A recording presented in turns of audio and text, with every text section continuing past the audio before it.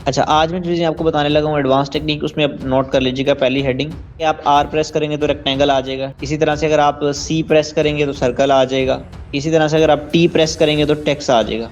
काफी आपने इमेजेस देखी होंगी, उनकी बाउंड्री पे ना शेडो ऐड हुआ होता है। शेडो से मुराद एक आउटलाइन व्हाइट कलर की। काफी थंबनेल्स में आपने ज्यादा चीज देखी होगी। आप फाइल के बटन पे जाए ना, तो यहाँ पर आपके पास व्यू सेटिंग और शो रूलर्स एंड मार्जिन, इस पे क्लिक करेंगे तो ये देखिए अब ये आपके पास यहाँ पर आगे रूलर्स। अच्छा, ये कहाँ पर आपको फायदा देंगे? अच्छा, आज मैं जो चीजें आपको बताने लगा हूँ एडवांस टेक्निक, उसमें आप नोट कर लीजिएगा। पहली हेडिंग, सबसे पहले मैं आपको बताने लगा हूँ सिंगल की शॉर्टकट्स। आप आर प्रेस करेंगे तो रेक्टेंगल आ जाएगा, राइट? ये देखिए रेक्टेंगल आ गया। इसी तरह से अगर आप सी प्रेस करेंगे तो सर्कल आ जाएगा, राइट हो गया जी। इसी तरह से अगर आप टी प्रेस करेंगे तो टेक्स्ट आ जाएगा, ठीक है। टी प्रेस करेंगे तो टेक्स्ट ऐड हो जाएगा, ये देखिए। आप एल प्रेस करेंगे तो लाइन ऐड हो जाएगी, ये देखिए लाइन ऐड होगी। अच्छा, अब लाइन को अगर आप चाहते हैं कि बिल्कुल आप स्ट्रेट रखें, तो उसके लिए भी एक की है कि आप शिफ्ट का बटन प्रेस करते हैं ना, जब शिफ्ट का बटन प्रेस करने से वो लाइन बिल्कुल स्ट्रेट रहती है। ये देखिएगा, अब मैंने शिफ्ट का बटन प्रेस किया, मैं ऊपर कर रहा हूँ तो देखिए एक स्पेसिफिक एंगल के ऊपर मूव हो रही है। मैं शिफ्ट का बटन छोड़ता हूँ तो ये देखिए अब जैसे मर्जी मूव कर रहा हूँ, लेकिन शिफ्ट का बटन प्रेस करके एक स्पेसिफिक एंगल के ऊपर लाइन मूव होगी। ये देखिए, ये देखिए, अब बिल्कुल स्ट्रेट लाइन हो गई। अच्छा, जब मैंने लाइन ड्रॉ किया ना, तो आप देखिए यहाँ पर लाइन के साथ ऊपर कुछ और भी ऑप्शंस आ रहे हैं। जैसे ये लाइन का कलर है, तो ऑब्वियसली आप इस पर क्लिक करके इसको ब्लैक कर लिया। उसके बाद लाइन स्टाइल है, इसमें लाइन का वेट और राउंडेड एंड पॉइंट्स, ये यहाँ पर गोल हो जाएंगे, इसको आप चेक लगा लेंगे तो ये है राउंडेड एंड पॉइंट्स। मैं आपको दिखा देता हूँ। ये जूम मैंने कैसे किया, कंट्रोल और माउस व्हील, आप मैंने कल बताया था। ये देखिए, इसका ये मतलब है कि अगर मैं इसको ऑफ कर देता हूँ तो ये बिल्कुल स्ट्रेट, ये कर देता हूँ तो कर्व हो गया। इसके अलावा यहाँ पर ये देखिए डॉटेड लाइन, मैं जूम आउट करके दिखाता हूँ। ये देखिए, ये मजीद डॉटेड और ये बिल्कुल ही डॉटेड लाइन हो गई, ठीक है जी। मैं फिलहाल इसको स्ट्रेट रख रहा हूँ और इसका राउंडेड एंड कर रहा हूँ। उसके अलावा आप इसके एंड्स को भी चेंज कर सकते हैं, यानी लाइन स्टार्ट कैसे होगी, उसका क्या व्यू होगा। ये देखिए यहाँ पर कुछ एरोज आपके पास गिवन है, जैसे ये देखिए, ये देख लीजिए।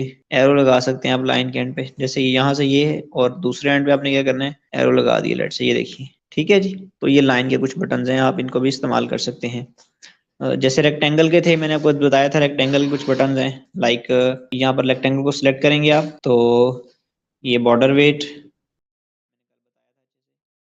इस तरह से कॉर्नर राउंड और ये डॉटेड लाइन वगैरह। शॉर्टकट कीज मैंने आपको कुछ और बता दी, ये आपको थोड़ा सा मैंने एडवांस लेवल पे चीज बता दी। एक सेकंड, जब भी आप कोई टेक्स्ट ऐड करते हैं ना, जैसे ये मैंने लिखा टेक्स्ट एडमिशन ओपन, तो टेक्स्ट के कुछ इफेक्ट्स आपको मिलते हैं यहाँ पर। लाइक आप यहाँ पर थ्री डॉट्स पे क्लिक करेंगे तो ये इफेक्ट्स का बटन है।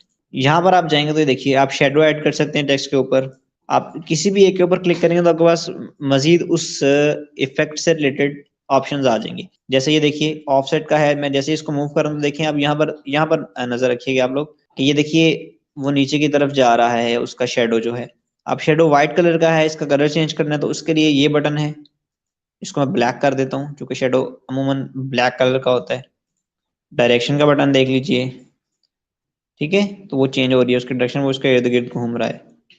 उसके बाद ब्लर का बटन है, ये देख लीजिए ब्लर हो रहा है।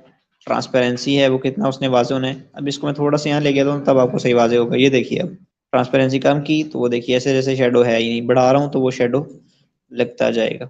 इसी तरह से ब्लर है, ब्लर ज़्यादा करूंगा तो वो ज़्यादा हो जाएगा, कम करूंगा तो ये देखिए। आई होप सो कि आप अंडरस्टैंड कर रहे होंगे इन चीज़ों को, मज़े से आप इसके साथ खेल सकते हैं। ये देख लीजिए, ठीक है जी। आपको फर्दर ऑप्शन भी ये नीचे दे देता है, फिर उस से रिलेटेड इको देख लीजिए, ग्लिच है, नियॉन है। नियॉन काफी लोग इस्तेमाल करते हैं, लेकिन मैं भी शुरू में जब मैंने कैनवा नया नया सीखा था तो मैं काफी इस्तेमाल करता था, लेकिन अब मुझे थोड़ा सा वो लगता है शायद यार ये ठीक नहीं है। इस तरह से अगर अपने टेक्स्ट के साथ बैकग्राउंड ऐड करना चाहते हैं तो ये देखिए आप उसकी राउंडनेस बढ़ा सकते हैं। बिल्कुल स्ट्रेट रखना चाहते हैं, स्प्रेड करना है तो उसको कितना स्प्रेड करना है, क्लोज करना है तो कितना क्लोज करना है। ट्रांसपेरेंसी वाला वही सीन है, ठीक है जी। तो ये कुछ इफेक्ट्स हैं। उसके अलावा आप टेक्स्ट को कर्व भी कर सकते हैं, राइट। ये देखिए आपने काफी लोगोस देखे होंगे, स्कूल के लोगो शायद इस तरह के होते हैं।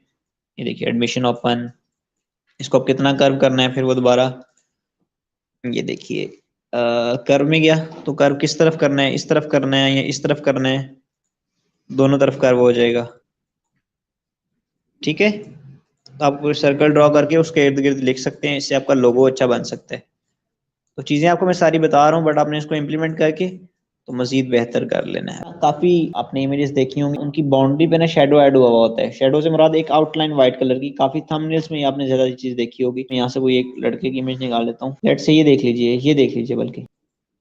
अच्छा, ये मैंने ऐड किया। अब मैं चाहता हूँ कि इसके ऊपर आउटलाइन ऐड कर दूं। जैसे ये इमेज है ना, इसके कॉर्नर पे व्हाइट लाइन ऐड हो जाएगी। वो कैसे करते हैं, इमेज पे क्लिक किया, एडिट इमेज, और नीचे जाके ये शेडो का बटन है, शेडो पे क्लिक करेंगे, यूज, और ये देखिएगा ग्लो पे क्लिक किया। ग्लो पे क्लिक करने के बाद आपके पास मजीद कुछ ऑप्शन आ जाएंगे। ये सेटिंग का बटन है, यहाँ से देखिए मैं इसको साइज बढ़ा रहा हूँ। कलर कौन सा रखना है, मैं भी व्हाइट कर रहा हूँ इसको।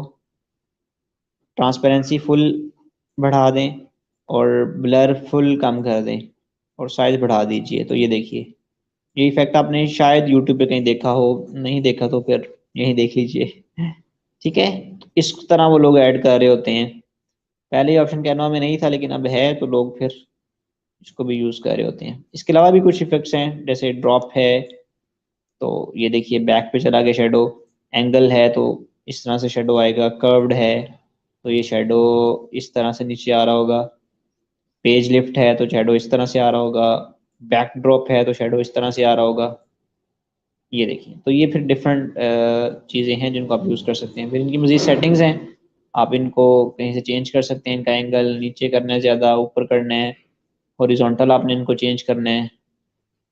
ठीक है, ट्रांसपेरेंसी कितनी रखनी है ये देख लीजिए, ब्लर कितना करना है।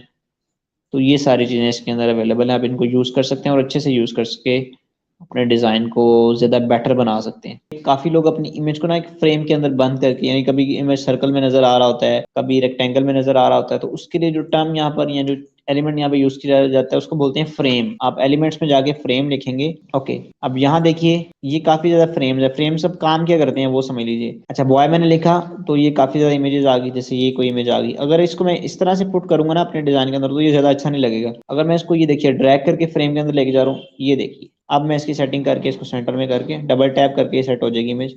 ये देख लीजिए, ठीक है, अब ये अच्छा लगेगा। फ्रेम अब काफी तरह के हैं, आप किसी भी तरह का फ्रेम इस्तेमाल कर सकते हैं।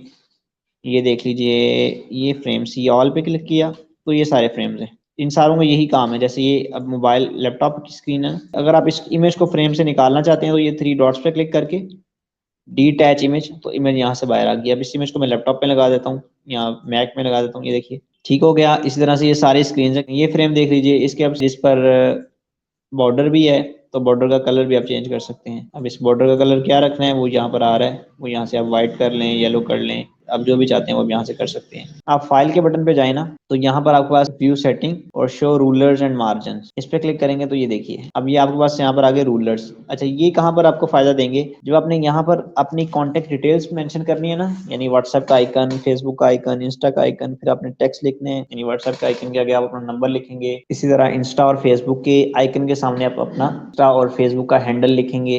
तो ये सारी चीजें आप जब लिख रहे होंगे ना, तो आपको अलाइन करते हुए प्रॉब्लम आएगी, तो उसके लिए ये काम आएगा। आपने इसको ड्रैग करना है नीचे, ये एक लाइन, और इसी तरह से एक लाइन और ड्रैग कर लेनी है आपने यहाँ से।